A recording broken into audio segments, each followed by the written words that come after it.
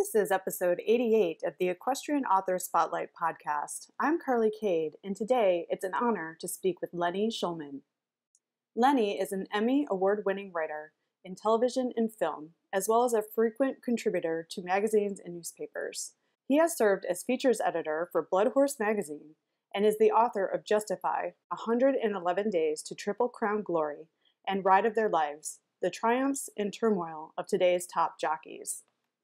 Today, we are talking about his new book, Head to Head, Conversations with a Generation of Horse Racing Legends.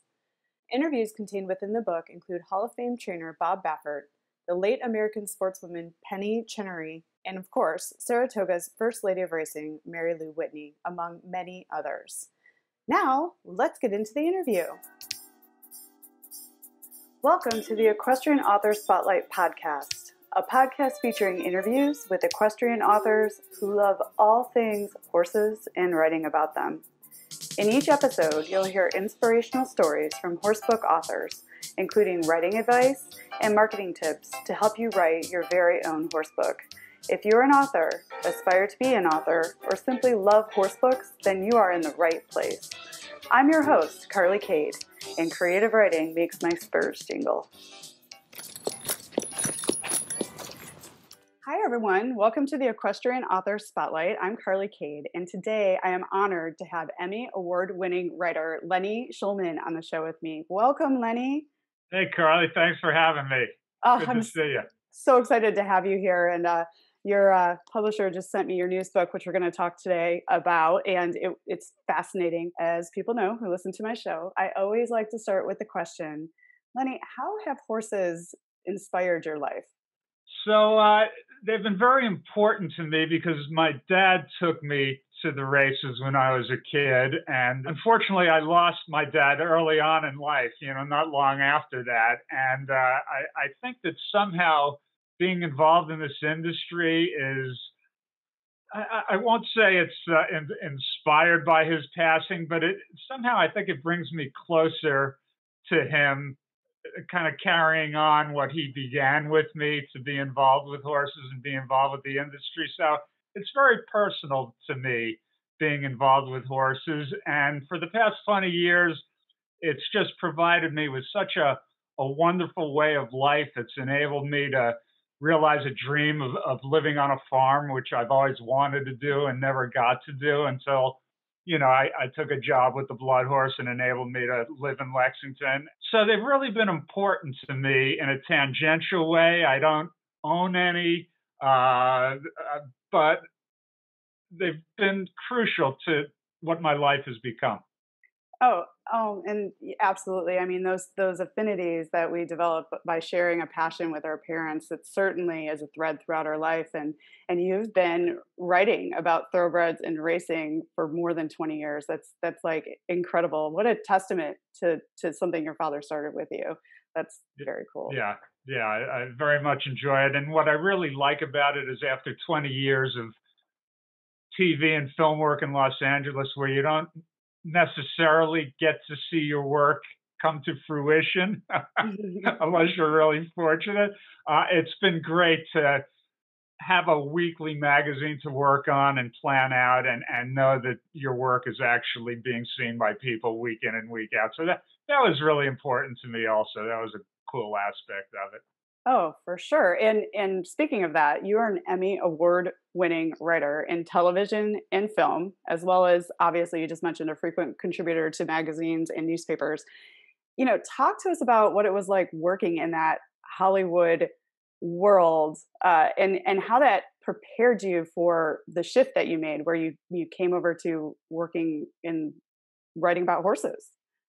Yeah, so it's just a crapshoot, really, in Hollywood, and it is who you know a lot of times, and it never goes in the direction that you think you're planning it out to go in. So it's really got lemons make lemonade kind of thing. So my first job there was actually working on a children's show, which I've never had children, and certainly that wouldn't have been plan A when I moved to Hollywood, is to work on a children's show, but that's what happened, and it turned out to be great. It was a show called Kids Incorporated, which a lot of people have heard of, and really have a place in their heart for it.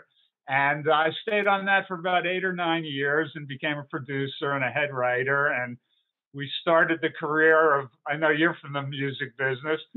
Fergie was one of the original kids on Kids Incorporated, from the Black Eyed Peas, of course, is how she's greatly known now. But she was Sarah Ferguson back then, and she was probably 7 or 8 years old when she started on the show. Jennifer Love Hewitt, who has become obviously a well-known actress, started on that show when she was probably 5 years old.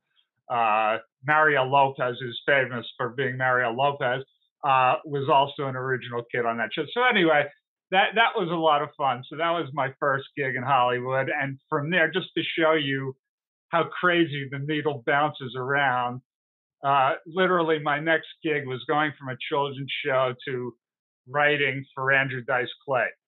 So if there is a greater disparity between a children's show and writing HBO specials with Andrew Clay, I don't know what that disparity would be, but that was the jump. The Emmy came on a football show when Fox Network got the NFL. I was able to write a primetime special to kind of introduce America to Fox and their NFL coverage, and I was fortunate enough to win an Emmy Award for that show with Terry Bradshaw and Jimmy Johnson and Howie Long. And finally, my love of horses made me write away to some magazines here in Kentucky. And one of them ended up having an opening. And writing is writing, even though it was TV and film, and it was newspaper before that. And this became magazine. And I just loved it so much, and I'm so glad that something opened up that enabled me to jump over here and do horses for a long time. Wow, what an illustrious career, and so different. I mean, you have to probably crack open your head and go different directions with your brainwaves to do children and then comedy and then football, and then you took it all the way around to horses. That's so amazing. And then you said it's kind of like make lemonade out of lemons. I've heard from some other people who've been on the show that Hollywood, you really develop a tough skin, but also you learn how to develop relationship, because so much of that world is relationships. And I'm sure that's helped you as you moved into doing the work that you do now, interviewing people, and I mean, prominent people in the thoroughbred industry. Yeah, that's a great point, Carly, because, rejection is a big part of Hollywood. You have to do a lot to get a job, but it did teach me, as I became the features editor of the Blood Horse, and I became the person who other people pitched ideas to. So it's kind of, I'm on the other side of the fence. And what it really taught me was to be courteous and respectful of everybody. Because I think as a writer, and probably anybody else, the worst thing in the world is to apply for a job or submit material for, acceptance and never hear back from somebody. Mm-hmm. To me, that's just the rudest thing in the world. I mean, if somebody doesn't like it and they say, no, this isn't for us, I respect that. That's great. It tells you where you stand. But never to get an answer from people, I just found to be the worst thing in the world. So really what it taught me was to deal with people with respect, courtesy. If I could help people who maybe weren't on the right track and say, hey, this would be better if you did this, that, or the other thing, or send them in another direction to somebody else. That to me is some of the best lessons that I learned that I could maybe help somebody else along down the road with. Oh, that's wonderful. And I wish everyone could be like that, right? It's like, yeah. Yeah, but you took that lesson and you're applying it to your life now when you're in the position to say yes or no to someone. And that's really fantastic. Getting feedback from someone like you, I think definitely would help steer someone in the right direction for sure. Yeah, and it's never more satisfying than when you help somebody along and you see them grow and mature as a writer. Mm-hmm. And eventually you can accept work from them and print it and give them that thrill of being published by some, an entity that they respect. And I've had that a few times, and I don't think there's anything more rewarding than that. It's great.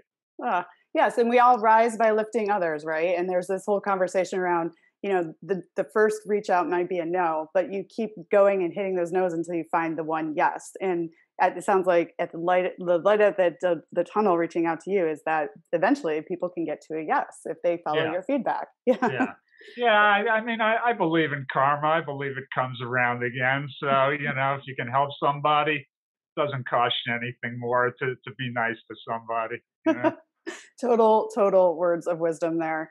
So you've mentioned a couple times that you serve as the features editor. You served as the features Yeah. editor for Blood Horse magazine. You're the author of books about the thoroughbred industry, and you've covered the racing industry for more than 20 years.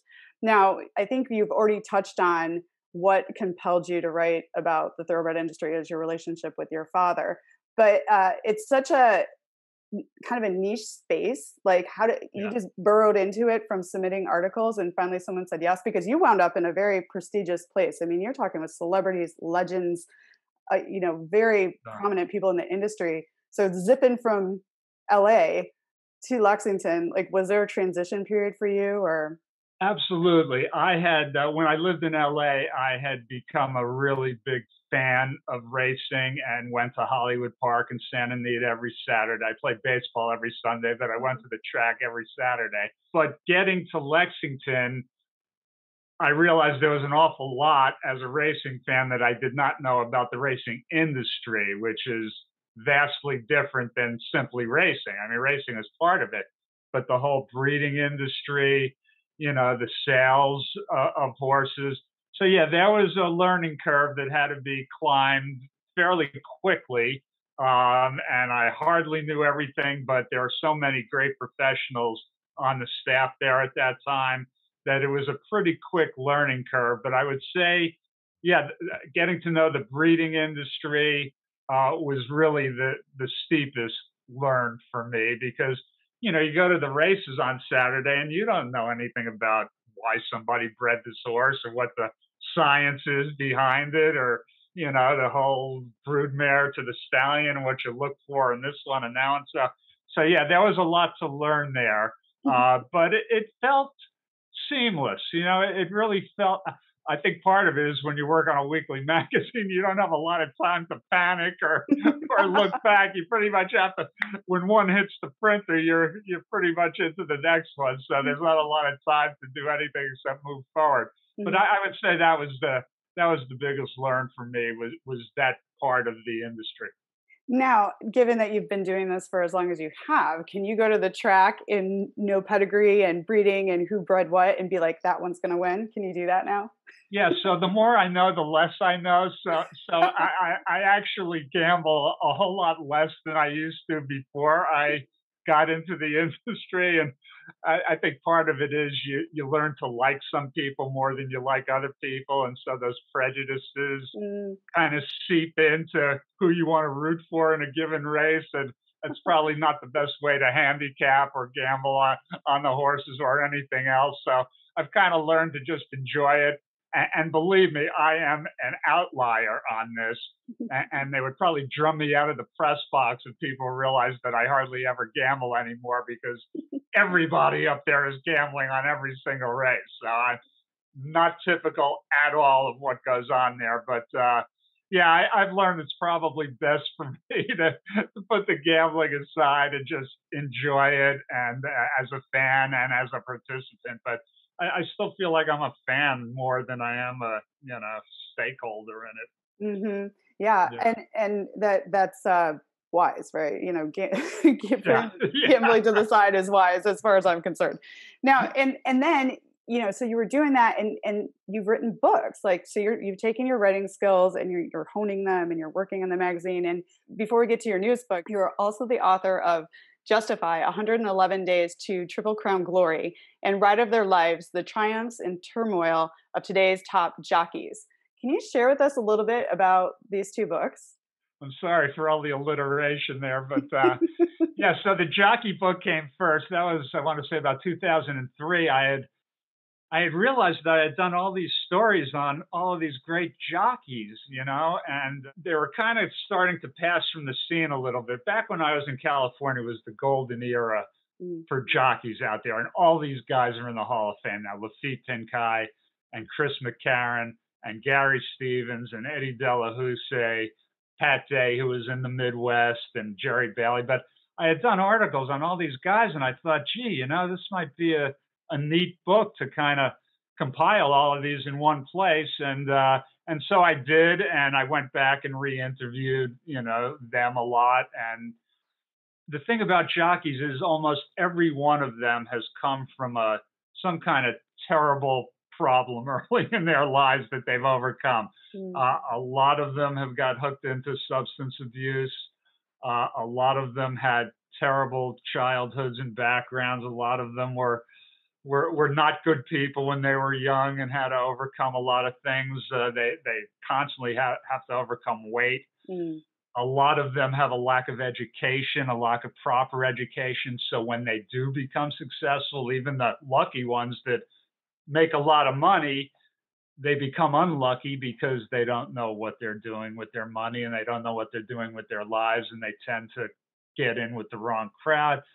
So they've all had this kind of story of having to overcome adversity to reach the heights that they've eventually reached. So that became the overarching theme of that book, and I thought it turned out really well with those guys. So that worked out really well. The Justify book was great because I was out in California doing a story on Bob Baffert, and we had a great interview. And he said, this was in March of 2018, February or March. And after the interview, he said to me, would you like to come see the Kentucky Derby winner? Yeah. Well, the Kentucky Derby is, 2 months down the road. And when Baffert asked you that, okay, come show me the Kentucky Derby. So we walked over, and he took me to the stall of this horse that had run once. He had run once. And here was the most gorgeous thoroughbred you have ever laid eyes on, filling up this stall. And we got to hang out for 10 minutes with him and mess around with him. And that was Justified. And the next Sunday, he went out and won his second race. But nobody in the world would think that a horse with that little experience would be able to even get to the Kentucky Derby, let alone win it. And then he did what he did. He won the Santa Anita Derby, and then the Kentucky Derby, and then the Triple Crown. And I thought to myself, my goodness, I've got an attachment to this horse. I was there on the ground floor. This is an amazing story. No horse, and that's why the title is 111 Days, because that was from his first race to winning the Belmont Stakes was 111 days. No horse has ever come close to doing that in that compressed amount of time. So it became a really neat story. And being here in Kentucky, I got to meet all the people who had their hands on him at every stage of his development, from breeding him to the yearling sale to training him as a 2-year-old to, Baffert and his group, and then back to the people who stand them at stud. So it just became a natural. I said I was kind of made to write this book, and I found Triumph Press out of Chicago was nice enough to pay me and publish it. And it really turned out well. I'm really proud of that. Oh, what a fantastic journey. I mean, you were there. You were there when he said, do you want to meet the Kentucky Derby winner? Who knew? Yeah. And if you know Baffert, he's always got something up his sleeve. And he had a very accomplished horse named Mackenzie at the time, who had already won a Grade 1 race. And when he said that, anybody would have thought, oh, he's going to take me and show me Mackenzie. But knowing Baffert, I knew that he had something else in mind completely. And sure enough, he had this other horse. Mackenzie ended up getting injured and couldn't compete in the Triple Crown, and came back and became a fantastic horse anyway. But I just knew that there was something unusual the way he asked me that question. And that's kind of the way it was with Justify. It all fell into place with him and me. And I just, you have that affinity for certain horses. I know I do. It doesn't happen to me a lot, but when I have that affinity, it's a lifelong bond between me and that certain horse. And it's only happened maybe 3 or 4 times to me, but it's very powerful when it does happen. So I guess I was the one who was made to write that book. Absolutely. It's like the universe plunked you right there at the right time to do the right thing and write this story about this wonderful, majestic, incredible horse. You documented his journey. That's so cool. Yeah. Now, before we start talking about your newest book, the transition from writing articles and working in Hollywood to writing a book, was that an easy transition for you to make, or was that another adjustment period? Like, did you go to the outline? Like, how did you shift your mind to writing books? Yeah, I think it's intimidating to answer your question. I think the book thing was more intimidating to me than maybe any of that other stuff. So the jockey thing was kind of made it easy because it was a dozen stories. So in a sense, it was 12 short stories rather than having to think about, oh my God, I have to write this book.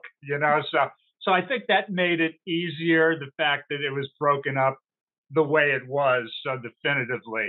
The Justified book, yeah, a little bit so. I was just so lucky that I had already written stories about the man who bred the horse. I had already written about Baffert a lot. I had already written about Mike Smith, his jockey, back in the jockey book that I did years before. So I wasn't starting from ground zero to speak. I obviously had to go and re-interview all these people because you have to go into so much more depth and detail when you're writing a book. But I think that helped me along. One thing that didn't help me was the publisher said, we want to publish this book in the middle of July sometime. And I said, no. This has to come out before the Kentucky Derby because interest in horse racing peaks before the Kentucky Derby and then it goes down. You have to get this out before. And I said, okay, well, can you write it in 2 months? So I dug my own grave there, basically. And what I'm trying to say is I didn't have time to be intimidated by that book. I was in such a panic to get it done so quickly that I just threw myself into it. And at this point, I was still working full time at the Blood Horse. So it was really nights and weekends that I had, to do the book. So I guess I didn't have time to think about it. And so it was less intimidating to me that way. I've also written a couple of novels that I've self-published. And I think those are more teaching yourself the form of fiction and how to try to do that. And I am far from mastering that. I would be the first one to admit.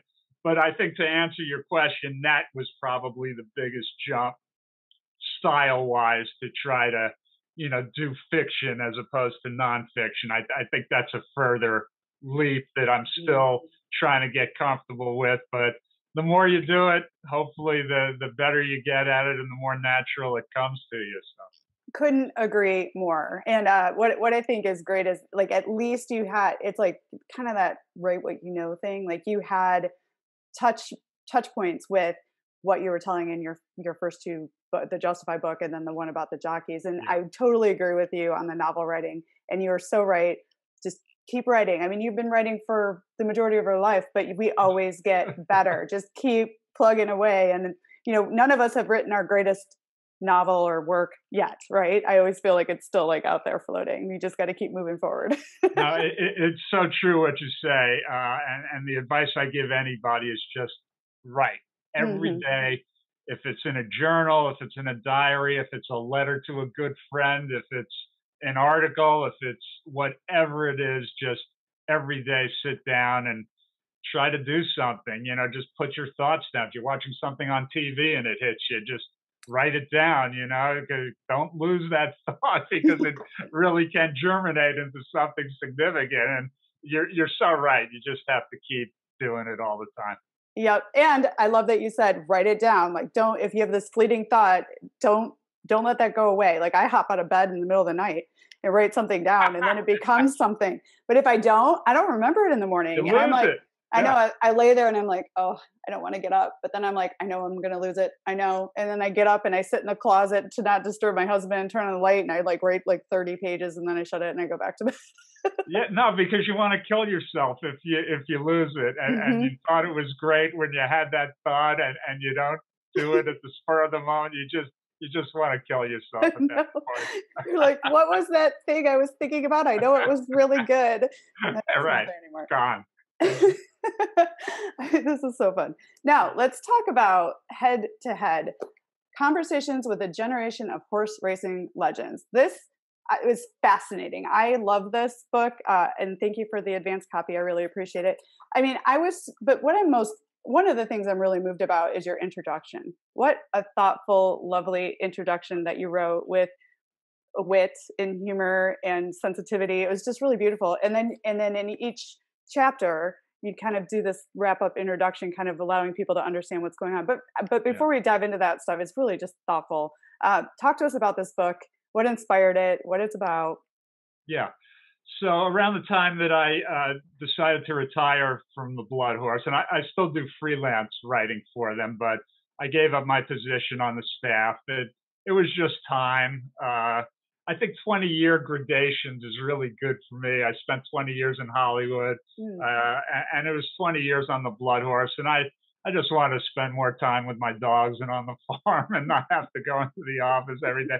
And my timing was great because it was right before the pandemic, so it really worked out anyway. But so I had at the end of 2019, I retired from full-time work, and I thought, I've accumulated again. I have accumulated this body of work with, and I'm not pushing myself. So many interesting interviewees that I've had the privilege to talk to, and had the privilege of having them trust me and open up to me, Hmm. that it just kind of became this, hey, it might be a good idea to collect all of this in one place, because it's a slice of history. It works as a horse racing book, but to me, it's also a window into a definitive period in the horse racing industry of guys who, already are dying off or will soon. And again, you lose it if you don't write it down. It's the exact same thought we were just talking about. So I thought it'd be really neat to kind of compile this as a piece of history that also works, as a current piece. And I was also fortunate enough to not only save my articles, but to save the interviews, to save the transcripts of the Q&As. So this book is not a collection of my articles; it's a collection of the actual questions and answers of the interviews. So even if you hate my writing, you can still like this book, which is it's a win-win. So that was kind of the germ of it. And as I went back over this, I realized, gosh, there's a lot of really, really good material here, and it took a lot of time to edit it down and get it to where, move the material around and get it to where it made sense. And it also broke up so neatly into categories. It I did. thought, gee, I've interviewed so many women who've accomplished so much, in the business. Oh, that's a great section. Boom. Hmm. I've interviewed a number of celebrities who made their name in other fields but love horse racing and are participants. Boom. So that's a section. Kentucky Derby winners is a section. Veterinarians who changed the sport so much is a section. Legends. I've been so lucky to talk to people who just were at the top of the game in various facets of it. So that became a section. So it almost made itself, as far as plotting it out. And again, it just organically really fell into place. And I'm just so happy. And again, I'm not tooting my own horn here because it's not my writing.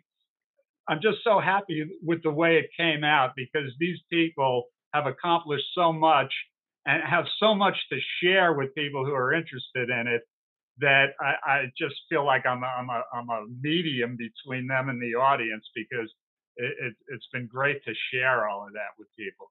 Yeah, it was fascinating. I mean, the interesting thing is, like, you recapped it so beautifully before the interviews started, but it was fascinating seeing the interviews happen in their own words. Like, Yeah.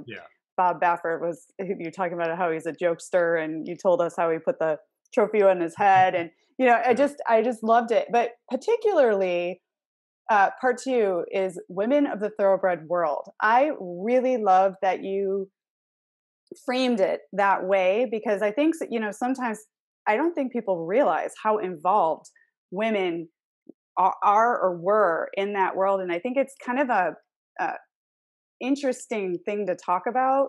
How women? Why do you think in the thoroughbred industry women have been kind of at the helm, sitting on boards, running farms, breeding horses? Like, why do you think it was not as poo-pooed upon as some other industries?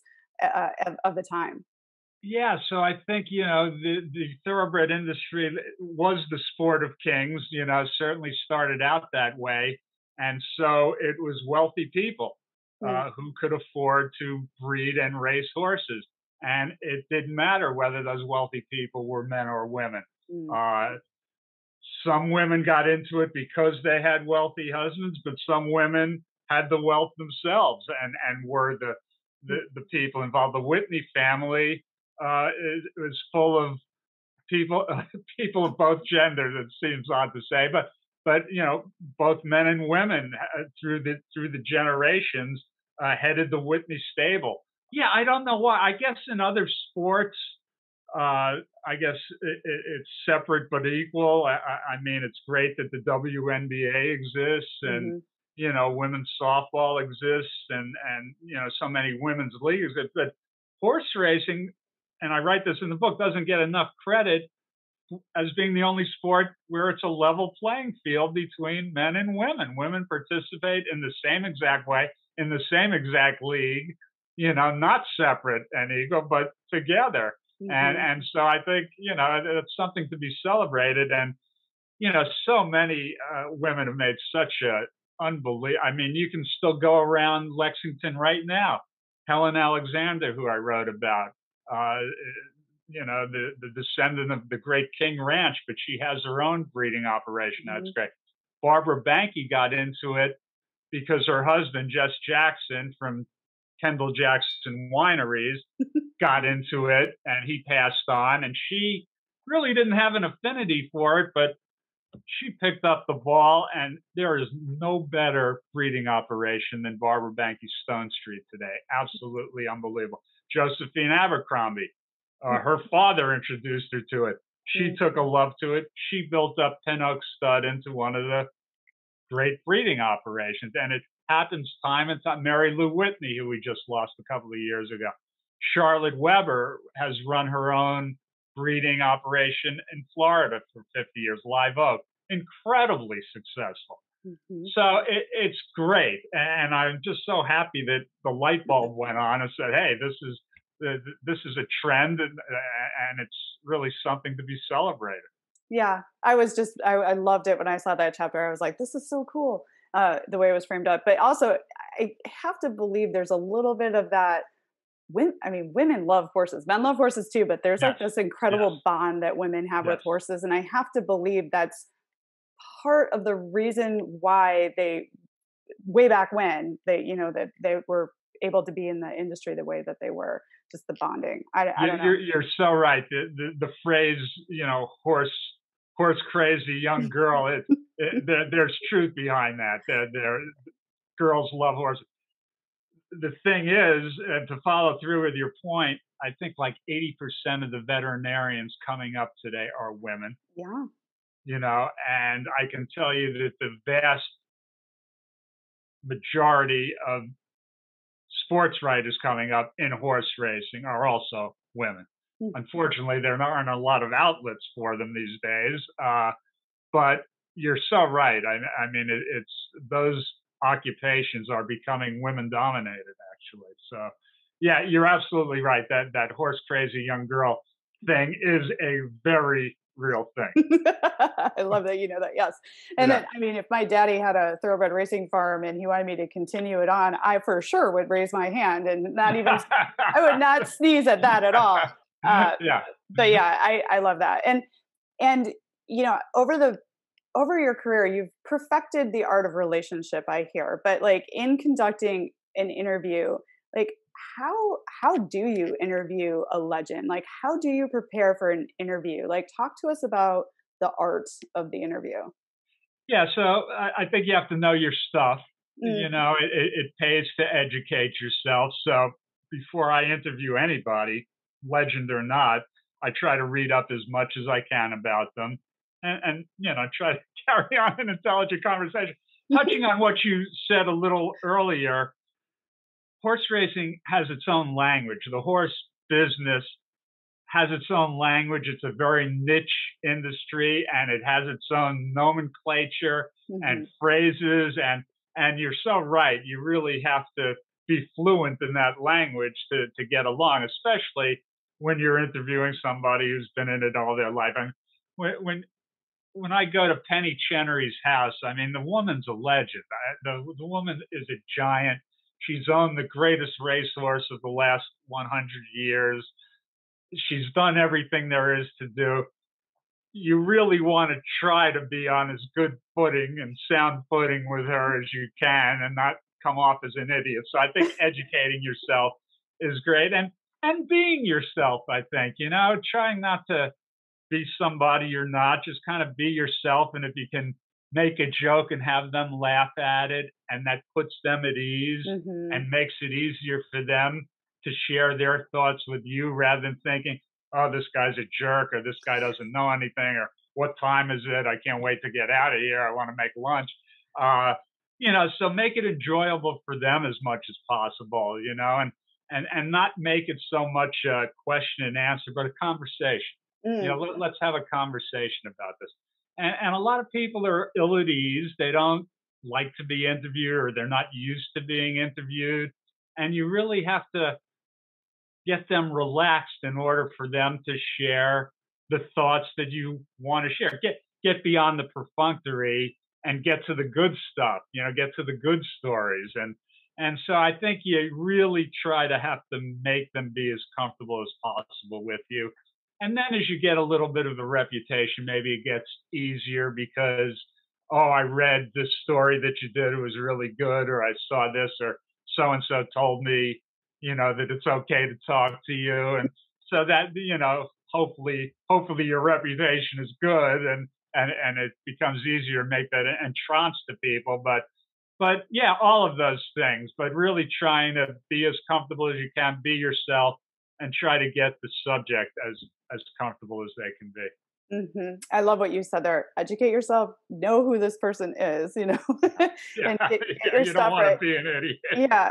But then I love that you said it's a conversation. It's not just a Q&A sort of thing. It's like, let's talk to each other. And I can see how you'd so put someone at ease when talking with you. I mean, you're fun, you're bright, you're optimistic, you know your stuff.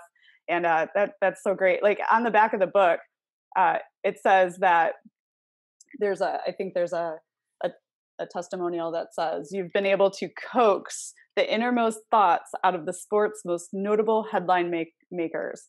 How did it make you feel to hear that? Because I do see the truth in that as I was reading the book. I'm like, wow, they just admitted that, they said that, it's like pretty cool. Yeah. So Penny Chenery, who's the first chapter in the book,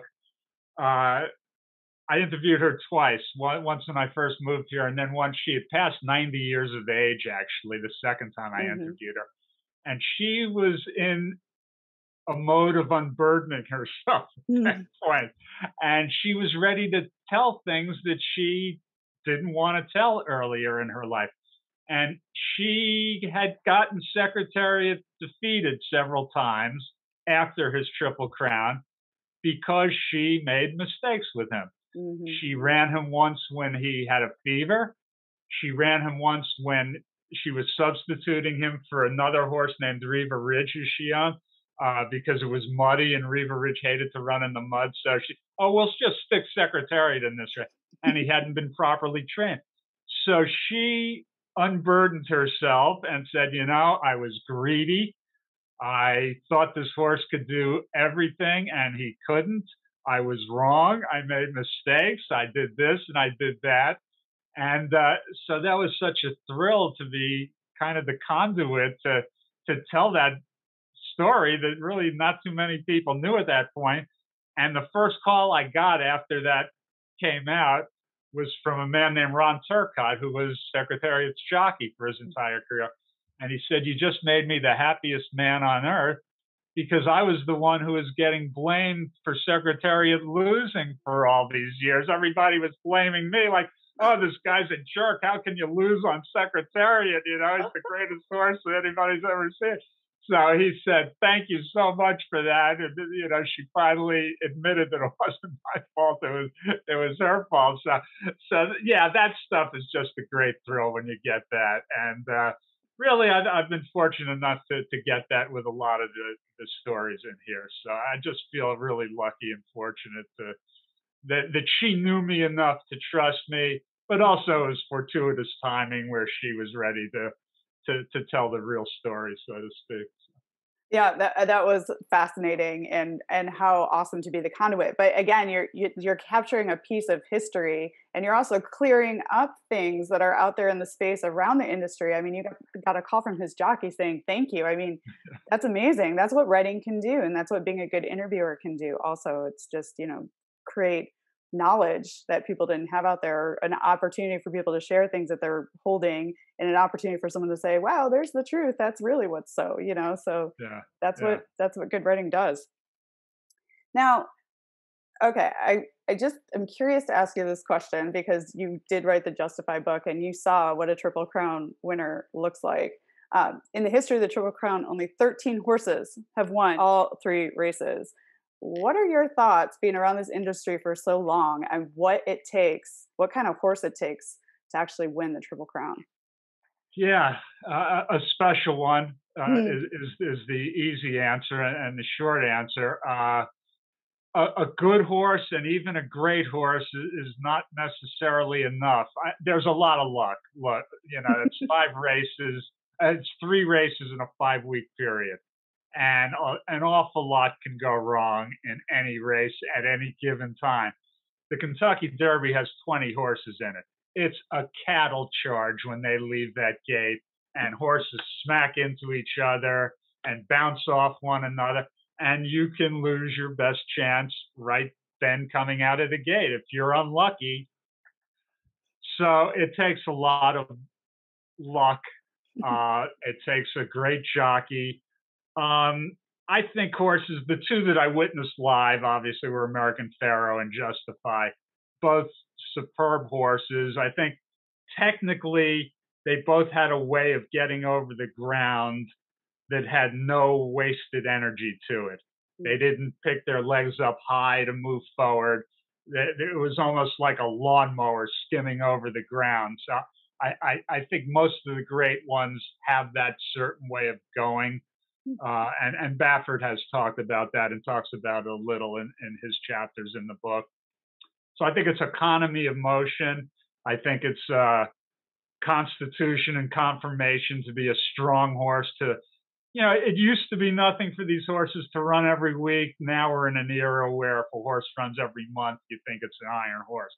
So again, to win 3 races in 5 weeks is not something they'll ever be asked to do again in their lives. So it takes a very strong horse to be able to come back and do that after 2 races, to come back and run a mile and a half in the Belmont Stakes, which is probably the longest they're going to be asked to run. Also, it also takes a great trainer. I know as we're sitting here, it's not the greatest moment for Bob Baffert, but it really takes a trainer who knows how to get a horse ready, knows his way around horses, and knows that Triple Crown series and how much to push a horse to win the Derby and how much to leave in the tank and leave in reserve for what's coming down the road.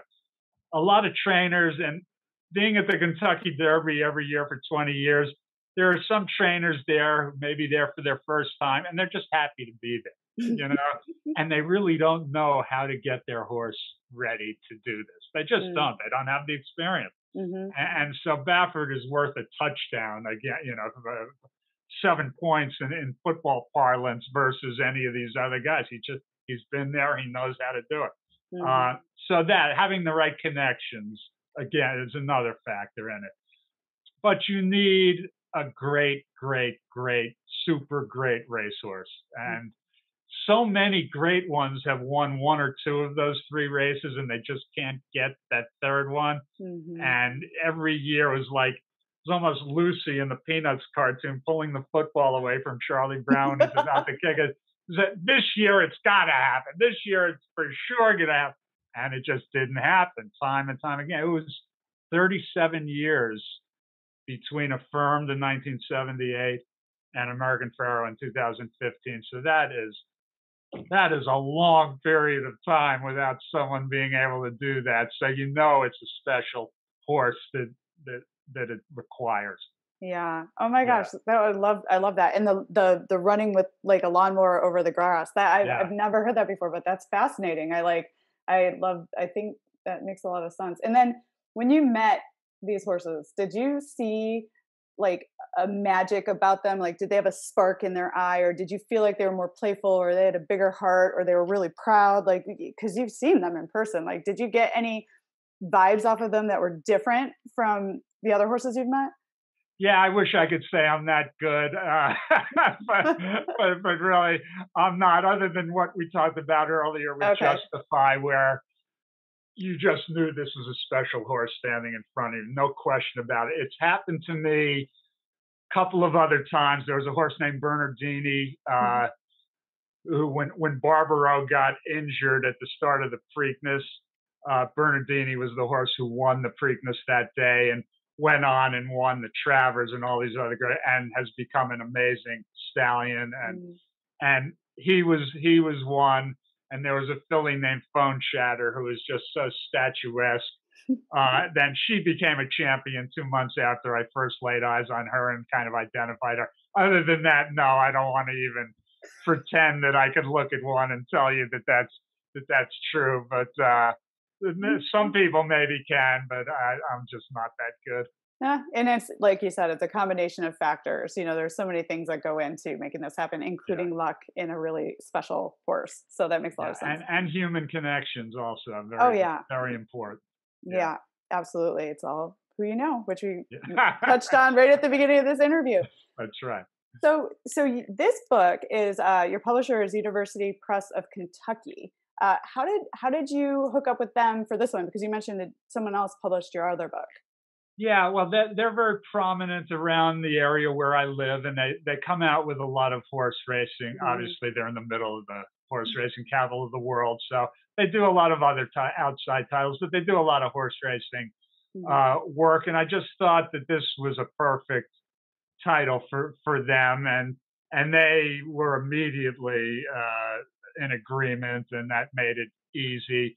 And since I've actually sold another title to them, which I'm really happy about. I have a biography of Phyllis George, who people might remember. She was a Miss America who became really a pioneering women's sportscaster. She was the first woman to be a sports reporter on a network, show. The NFL Today was her, and she also ended up marrying a guy who became the governor of Kentucky, uh, Cool. who bought Kentucky Fried Chicken from the Colonel. Uh, so she ended up being the first lady of Kentucky. So again, it was a Kentucky theme, and she had such an interesting life, so many aspects to it. So I sold that to University Press of Kentucky, and that'll be coming out next year. So I'm really pleased about that. So we've built up a nice little relationship with that publisher now. So Fantastic. Well, I'm yeah. excited about your next book too. I mean that they're rolling out here. And so with this one, head to head, how are you reaching your readers? How are you working together with your publisher to get the word out about this book? I mean, obviously being on podcasts like this makes a lot Yeah, of sense, but absolutely. I just did a local radio show today. There's a Sirius XM radio show called At the Races that reaches a lot of people in the industry. I'm kind of a dinosaur. I don't mind admitting to you. So I'm not a great social media presence. Facebook I'm okay with. I've never been a tweeter. I'm not really that great on that, which I'm sure works to my detriment. I tend to be a private person, and I tend not to want to put my business out on the street necessarily all the time. So, Mhm. I'm not great with that stuff, but I am doing signings. I go up to Saratoga every summer, and I have some great signings lined up there. One at the National Racing Museum and Hall of Fame, and one at the best bookstore in town there. So I'm really happy about that. And I may have one or two people from the book sign with me up there, which would be Oh, awesome. that'd be so Uh, awesome. yeah, because I can't draw flies, but some of these people have much bigger names than I do. So I'm hoping that becomes successful. And yeah, I'm just trying to use my connections in the business. I do have I don't know, in my phone, I probably have about 1,500 contacts, all of whom will be getting a text message to buy this book. And I just hope it takes off from there, because I think anybody who's interested in any aspect of the horse racing business will honestly will really get something out of this book. So I'm just hoping that maybe the momentum builds a little bit and word of mouth gets out there. Oh, Yeah. 100%. Anybody who's interested in horses, in legends, in history, and especially racing will love this. I mean, I could not put it down. I was so fascinated.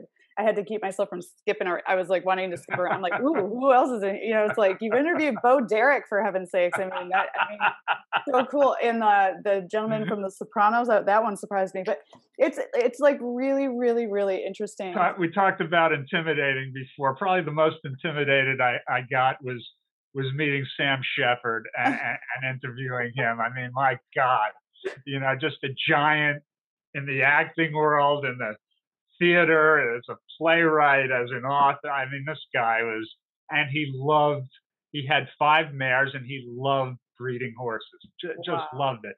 But pretty intimidating guy to go and meet. And he actually paid me the most left-handed compliments I ever got. After the article came out, I saw him and he goes, "Yeah, that wasn't bad for a journalist." Coming from Sam Shepard, I thought I'll accept that and move on. I'm not gonna bitch about that at all. So, wow, I mean, yeah, I mean, it's a fascinating book, and I love what you said too about social media. You know, being a little old school. There's all these conversations like you have to be there, you have to be here. But I think what you're doing, or what you have done correctly, is you have a brand, you already have a reputation, people know who you are, and you are continuing to write books and write articles. So it's like you can waste all this time on social media doing all these things, or you can be writing, you know. So it's like I think writing and just focusing on the writing is the right path forward. So it really is a black hole, isn't it? I mean, I catch myself on YouTube sometimes, and you know, I could come up 2.5 hours later. It's like, what have I done here? You know, I've just watched 3 hours of Rodney Dangerfield routines. You know, so you're so right. I mean, you're so right, and I'm guilty of it. You know, on Facebook but sometimes you have to put that down and say, I need to write for the next 3 hours. And thank you. You just made me feel better about that. So. Good. Yeah. I mean, and it's designed on purpose to be addictive, you know, with all the recommendations that come up at the end. And then you're like, and then it's like, wait, I didn't write anything. You know, that's so funny. How did they know that? Yeah. It's amazing. And, you know, you are a prolific writer. You write. Like, how do you structure your day? Since we just talked about getting lost in social media, like, how do you get the words on the page? Like, do you have a particular time you like to write, or do you write when the muse comes to you? Like, what's your style? Yeah, I like the mornings. I like the mornings. I feel like I want to get it accomplished, you know, and then I don't feel so bad, whatever else I do during the course of the day. We talked earlier, I have 4 dogs, so I tend not to sleep late anyway, even though I don't have to go to the office anymore. I don't sleep late, and I love taking them out and getting a morning walk into me and them. So I tend to be up, you know, at a pretty early hour, and I do like to attack it early in the day. I feel like I'm more focused then, and again, if I screw up and do something else during the course of the day, I feel like I've got it in the bank, you know, that I've at least done this. So I would say I'm good for 3 to 5 hours, you know, 9 to 12 maybe, and then go take another walk, and, you know, then a couple hours in the early afternoon. And then at night, it's more conceptual for me. It's like I'll have more thoughts. Let me have a thought, not necessarily sitting down and writing, but conceiving something, and I'll just go write that down and, you know, get to it another time. But, you know, that works better for me at nights probably. But then the meat and potatoes I like to do early in the day.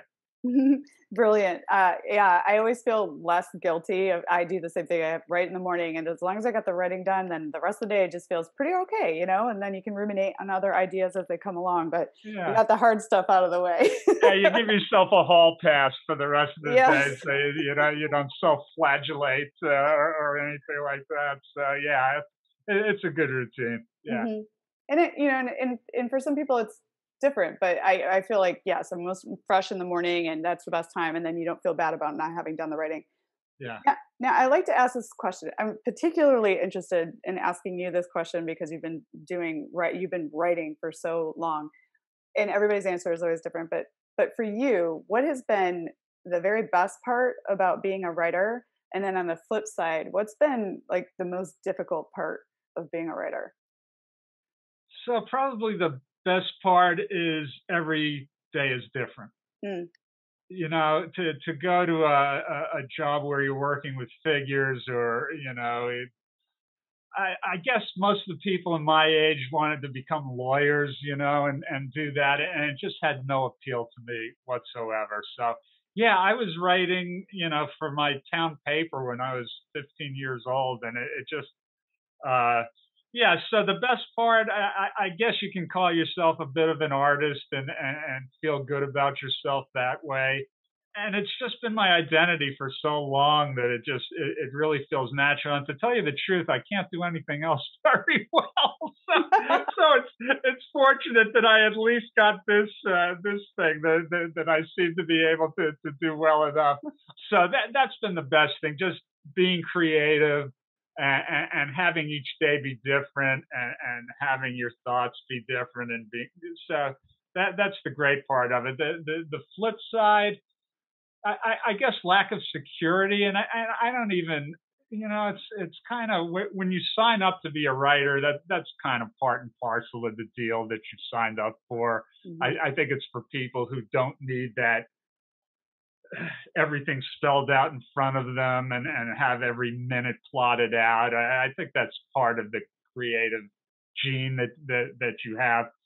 But I suppose the downside could be a certain lack of security, that you are staring at a blank screen. Used to be a blank page, now it's a blank screen. And you have to fill it, and there's some pressure in that. I've never been bothered by deadlines very much, maybe because I did come up in newspapers originally, so that really doesn't bother me very much. But it is intimidating to know that you have to fill that screen up, and it's not easy. And sometimes, I'm sure you have this, some days it's flowing, and some days it's just, you want to hit yourself over there with a hammer to see if anything can come out, because it just ain't happening. So Mhm. you have to bake all of that into the pie, and just realize there's going to be ups and downs, and good days and bad days, and not to get too down if you're in a situation where it's not coming that easy. But I guess for some it can be intimidating. I suppose that's the downside to it. Mhm. I've never really felt that very much. I feel so lucky to be able to do what I do, and to have done what I've done. I really don't have a downside to it, to tell you the truth. I just feel really fortunate. Yeah, yeah, yeah. Well, I love that. And I think you hit the nail on the head, right? It's like to be able to do what you love and have it be different and think of different things and different angles, but also yes, the intimidation of the blank page. I think that's the that's the biggest thing when you're first starting out in your writing career. Once you've Yeah. done it and you know you can do it, I feel like that gets a little easier, but there's always a little twinge of it still there in the background every time you sit down for Yeah. something new. No, absolutely. I have to give a shout out to my mom, who's not with us. But when I was a kid, she every week she took my brother and I to the children's library Mm. in our town, and she said, "I don't care what you read as long as you read something." So as a result, I devoured every book about baseball that library had. But she wasn't trying to force me to do something I didn't want to do. She wanted me to do something that I did love, to do, which Mhm. was baseball, sports, whatever.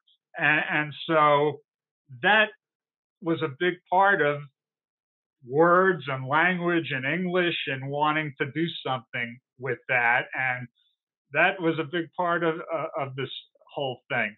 Was her schlepping me to the children's library every week and letting me read something that I love. Yeah. So that's a big part of it. Yeah, reading. Read. Reading is so important as a writer too, not just the writing, but the reading. I find now that I've always been a reader, and my mom was a lot like that. She encouraged us to always go to the bookstore or the library and pick out something we wanted to read. But I'm a different kind of reader now that I'm a writer. Like I look at structure and I'm looking at, the way things are used. It's like it's like a higher almost level of reading. It's really interesting. But that's great advice. Read, and make sure your kids read. Yeah. Is there one common myth about being a writer that you would like to debunk? Yeah, that you can make a lot of money at it. I don't know what are the myths of writing. I'm not sure what they might be. It's not a altogether easy way to make a great living. I wouldn't say. I mean, it certainly would have been easier to become a lawyer if you're looking, if wealth is your end goal. I don't think that's what you want to be getting into as any artist, really. I mean, because, we all know the great success stories in all our fields, but it is such a minuscule percentage of the people who are trying to do. And that's the thing about Hollywood is it's such a vicious numbers game. There are so many people trying to get into the funnel and do this and be successful at it. So it's not, I don't think any art is something you need to be getting into if wealth is your primary goal. I don't know if that answers that question, but I think it's a good tip for people to know. If it comes to you, bravo for you. But, chances are, there are other easier ways to do this, which anybody who owns a racehorse will tell you, hey, there's a lot better investments than owning a racehorse, but I happen to love this, and so I get something out of it that the stock market doesn't give me or another investment doesn't give me. I think it's the same with writing. You get something out of it that another occupation is not going to give you. So, yeah. Bravo. I think that was a perfect answer and so accurate. But but I think that thing that we get out of it, especially, like owning a racehorse or writing a book, that thing is so important to our life force. Yeah. And that's why we do it. It's not, it's really not about the money. It's about the art. It's about the craft. It's about the creativity. It's about the flow, that feeling you get where you're just not there and it just is nice. And then the luck, we all are hoping for the sprinkling of luck. No, you're so right. To be able to be proud of something that you've done as a piece of art, there's no amount of money that's an entirely different feeling, and I think it's healthy for you. I think those are the moments that make for a good life, and again, knock on wood, just probably had more than my share, but it just gives you a force that you can't get through other things. Well, and you're talking to amazing people. I mean, and legends and celebrities, and what a cool life. That's so cool. Now, you mentioned you have another book that you've pitched and University of Press of Kentucky accepted. But after that, what are you curious about? Where are you heading? What's next for you, Lenny? There is a book that a friend gave me called The Overstory, and it's I guess it's a pretty well-known book. It has to do with the connection between people and trees, and it sounds like a crazy idea, but the way it is done, and I forget the author's name, but it's genius. It's absolutely genius. So I am now working on a piece of fiction. And you talked about structure, how you read other authors and you're looking at structure. The structure of this book is interweaving 6 different stories together and making it one in the end, but they're separate for a long time and then they come together. Well, I am working on a piece of fiction now that's based on that structural agenda. And I'm very excited about it because I just thought it was just genius the way that book was put together and the content of it as well. So that will be part of it. I'd like to get in the car and travel some more in my life. The pandemic came right as I retired, so I've kind of been here. I really enjoy going to Saratoga every summer. I've got a pretty good life. I can't complain. I don't know what's next. And that's part of what I love about this also is not knowing what's next. The great writer David Milch, in every conversation I've had with him, always tells me, if you want to hear God laugh, tell him your plans. And I don't think there's any truer statement than that. This does not go in a straight line, no matter how much you planned or think you got it figured out. This thing that we're living does not go in a straight line and does not go according to plan. So I tend to hold on loosely and let the ride take me where it's going to take me. And so far it's been New York to upstate to Tucson to LA to Nonsuch, Kentucky, and who knows, if you could plot that, there's no telling where it's going to go next. I'm just going to let it take me. I love that. Going with the flow, and just being in the moment and enjoying the ride. I mean, you've had an exceptional journey so far, and I wish you nothing but more incredible success and more books. And I love that you're exploring the new plot line for your fiction and trying that out. That's so exciting.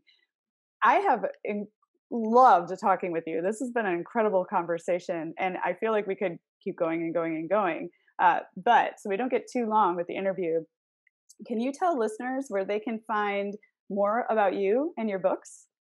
Yeah, so this book here, just so you can know, KentuckyPress.com is the university website, so you can get that there, or at Amazon, or at Barnes and Noble. I guess it will be in whatever few bookstores we still have these days. So that's there. Yeah, so Amazon actually has all of my titles, Shulman, and people tend to put extra letters in there. So they have my fiction there and the previous horse racing books. So and then if you want to buy back issues of the Blood Horse, I guess. But really the cream of it is in Head to Head, so you can skip that and just go to Head to Head and buy that. But yeah, so Amazon's probably the easiest way to find out about me. And although I feel like I've spilled my guts to you, so kudos to you for being a great interviewer. And I really enjoyed this too. Thank you so much. I love doing this just because I don't know, it's great to talk horses and it's great to talk writing with people. So I love it. Yes, me too. And what a compliment. I am so touched. Thank you for the great interviewer of the thoroughbred industry called me a great interviewer. So I really appreciate that compliment. Thank you. And thank you again for the gift of your time. I'll link to where everyone can find your books in the show notes, and we'll have, I'll recap the episode, and I'd love to have you back on again so we can talk more as you have future developments. I would love to do that, and yeah, for this Phyllis George book, it would be wonderful if it's not horses per se, but if you want to stretch it a little bit, I'd love to come back. Oh, for sure, I'm so into that. Thanks for joining us this week on the Equestrian Author Spotlight podcast. I hope you enjoy these Q&A sessions with wonderful equine authors who love all things horses and writing, just like me. Visit my website, carlycadecreative.com, where you can read the show notes, and make sure you never miss a show by clicking the subscribe button now. This podcast is made possible by listeners like you. Thank you so much for your support. Want a free guide to secrets of horsebook authors? Gallop over to carlycadecreative.com/wisdom to have author advice delivered instantly to your inbox. If you are an author who writes about horses and would like to be spotlighted, please let me know. Visit my contact page at carlycadecreative.com to fill out a request. I'd be happy to have you on the show too. Thank you for tuning in to the Equestrian Author Spotlight podcast. See you next time. I'm your host, Carly Cade. Creative writing makes my spurs jingle.